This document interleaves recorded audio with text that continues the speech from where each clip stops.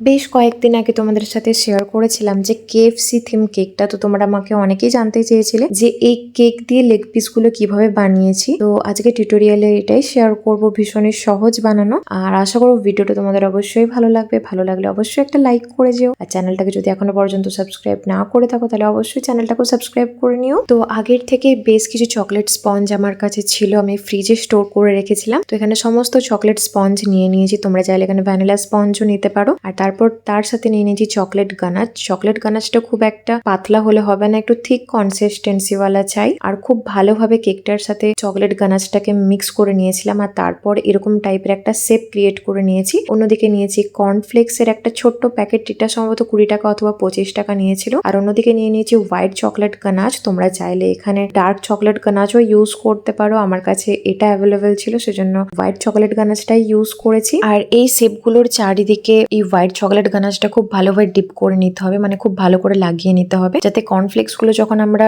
লাগাবো তখন যেন খুবই সহজে কর্নফ্লেক্স গুলোকে স্টিক করে নেয়। আর তাড়াহুড়োর মধ্যে এখানে যেমন আমি আঙুলটাই ব্যবহার করেছি, সেক্ষেত্রে তোমরা চাইলে এখানে কোনো ব্রাশও ইউজ করতে পারো। আর এটাকে ফ্রিজে সেট হতে দেওয়ার কোনো দরকার নেই, তাহলে কিন্তু কর্নফ্লেক্স গুলো আর স্টিক করবে না। তারপর দেখতে পাচ্ছ কর্নফ্লেক্স গুলো খুব ভালোভাবে চারিদিকে লাগিয়ে ফেলেছি। আর এটা ছিল আমার কেকের ফাইনাল লুক। যারা এখনো পর্যন্ত এই কেকের টিউটোরিয়ালটা দেখোনি তারা অবশ্যই আমার আগের ভিডিওতে গিয়ে এই টিউটোরিয়ালটা চেক আউট করে নিতে পারো। তো চলো আজকের ভিডিওটা এই পর্যন্ত, দেখা হচ্ছে নেক্সট ভিডিওতে। Bye bye.